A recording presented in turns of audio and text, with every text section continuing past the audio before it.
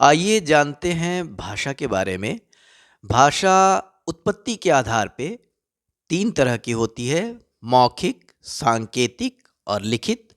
और व्याकरण के आधार पे भी भाषा 3 तरह की होती है, वर्ण विचार, शब्द विचार और वाक्य विचार।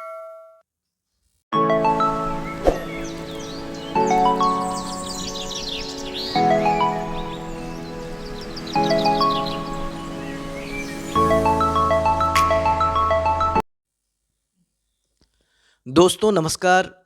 अमलेंदु टॉक्स में आप सब लोगों का एक बार फिर स्वागत है। हिंदी, उर्दू और अंग्रेजी की पाठशाला मैं सजाता रहा हूँ, और वो इसलिए कि भाषा अच्छी होगी तो हमारा व्यक्तित्व भी अच्छा होगा।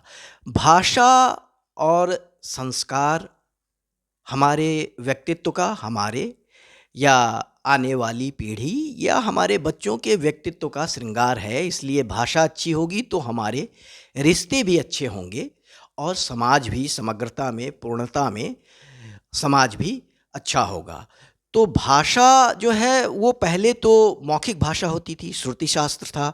हम भाषाओं को अपनी भावनाओं को बोलकर मौखिक रूप से प्रकट करते थे, और वो फिर पीढ़ी दर पीढ़ी चली आ रही थी। फिर लिपि बनी, फिर और लिपि के बाद फिर भाषा विकसित हुई, फिर हम अपनी भावनाओं को लिख कर प्रकट करने लगे।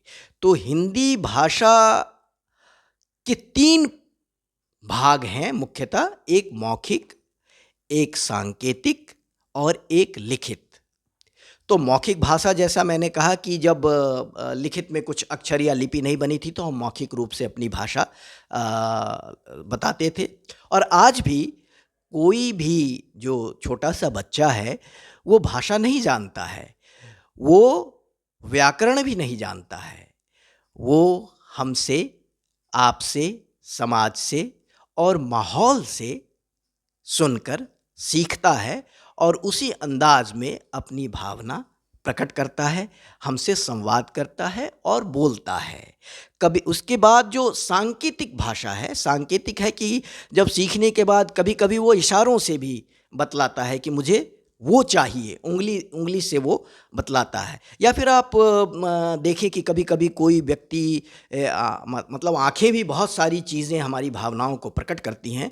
कभी क्लास में कोई बच्चा शरारत कर रहा हो तो टीचर उसे आंखों से घूरता है और बच्चा शांत हो जाता है, या फिर वो अपनी जुबान पे, मुंह पे उंगली रख के बताता है कि तुम शांत हो जाओ, क्लास का, कक्षा का अनुशासन जो है, डिसिप्लिन जो है वो भंग हो रहा है। तो वो सांकेतिक तौर पे वो शिक्षक जो है अपने शिष्य को या स्टूडेंट को बताते हैं। आप ऐसे भी इस सांकेतिक भाषा के तौर पे देख सकते हैं कि जब हम बाहर जाते हैं, ट्रैफिक पुलिस जो है वो इशारों में आपको जाने का या रुकने का संकेत देते हैं। तो इसलिए सांकेतिक भाषा भी बहुत महत्वपूर्ण है कि आँखों से, इशारों से, या दूर कोई है तो अपनी हाथों से उसे हम इशारा करके बुला लेते हैं, तो वो मौखिक के बाद सांकेतिक भाषा, और फिर जो मौखिक के बाद लिपि बनी तो वो लिखित भाषा हुई। तो कुल मिलाकर भाषा ऐसी हो, इतनी शालीन हो, इतनी आकर्षक हो कि वो आपके व्यक्तित्व को निखारे और सुंदर, खूबसूरत बनाए। और भाषा की सबसे छोटी जो इकाई है, आइए इस पे चर्चा करें कि भाषा की सबसे छोटी इकाई क्या है, अक्षर है या वर्ण है। जैसे स्वर वर्ण और व्यंजन वर्ण, इस पे हम फिर कभी विस्तार से चर्चा करेंगे। आज भाषा पे हम चर्चा कर रहे हैं। तो भाषा की सबसे छोटी इकाई क्या है, अक्षर है या वर्ण है। जैसे क, ख, ग, घ, उसके बाद या जैसा मैंने लिख दिया है, र है, म है, क है, ज है। तो ये सारे वर्ण हैं, अक्षर हैं। तो इसमें 2 वर्ण होते हैं, स्वर और व्यंजन। इस पे हम किसी वीडियो में, अगले वीडियो में हम चर्चा करेंगे। और अक्षर या वर्ण के मेल से शब्द का निर्माण होता है। एक एक अक्षर जो वर्ण मिलते हैं उससे शब्द बनते हैं। जैसे क, म और ल तो कमल हो गए, और उसके बाद र, म में एकार और श लिखें तो रमेश हो गए। जैसे अ में आकार और न में आकार दें तो आना हो गया। तो इस तरह से हम वर्णों के और अक्षरों के मेल से शब्द का निर्माण होता है और कई शब्द मिलते हैं तो एक वाक्य बनता है, एक पूरी पंक्ति बनती है जिससे हम अपनी भावनाएं, अपने एहसासों, अपने मनोभावों को प्रकट करते हैं। तो एक एक शब्द से आदमी की, वो मैंने लिख भी दिया है कि एक एक शब्द से आदमी की भावनाएं जुड़ी होती हैं। यानी हर शब्द में एक भाव होता है और कई शब्द मिलके पूर्णता में पूरे मेरे एहसास को, हमारे आपके एहसास को, हमारे भाव को, हमारी मन स्थिति को प्रकट करता है। जैसे हम कहते हैं क्रोध, तो आपके अंदर एक अलग सा भाव उत्पन्न होगा।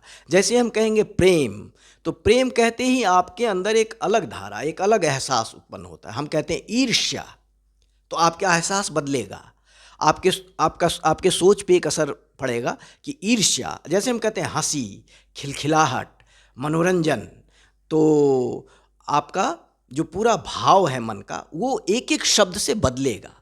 तो शब्दों के मेल से वाक्य बनते हैं जो हमारी भावनाओं और एहसासों को हमारे या आपके अपनों तक पहुंचाते हैं।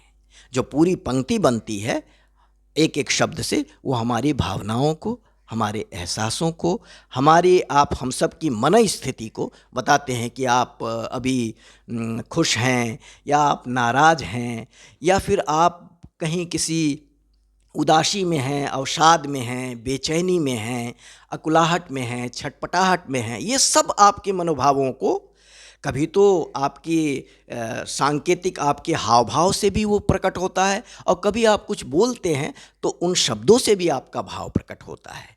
तो कुल मिलाकर भाषा जो है, जैसा मैंने शुरू में कहा कि भाषा और संस्कार आपके पूरे व्यक्तित्व का श्रृंगार है। भाषा अच्छी होगी तो आपके रिश्ते अच्छे होंगे, समाज भी अच्छा होगा, आपका पारिवारिक माहौल भी अच्छा होगा। जैसे हमने कहा कि वह मुझसे प्रेम करती है या वह मुझसे प्रेम करता है, मेरी माँ मेरा ख्याल रखती है, या उसने मुझे अपशब्द कहे। ये जो शब्द हैं, जैसे ही हम बोलेंगे वो हमारी मन स्थिति को, हमारे मनोभावों को बतलाएगा। तो ये तो मैंने आपको बताया कि हिंदी भाषा के मौखिक, सांकेतिक और लिखित 3 रूप होते हैं। तो भाषा के 3 भाग मुख्य रूप से होते हैं। एक तो वर्ण विचार, जो अक्षर हुआ, उसके अक्षरों के मेल से जो बना शब्द, तो शब्द विचार, और उसके बाद जो शब्दों के मेल से, कई शब्दों के मेल से एक पंक्ति बनी, तो वो वाक्य विचार हुआ, एक वाक्य हुआ। अब ये बड़ा महत्वपूर्ण है कि व्याकरण की किताबों में विचार क्यों हुआ, क्योंकि एक एक अक्षर, एक एक शब्द हमारे आपके विचार को, हमारी आपकी भावनाओं को प्रकट करता है।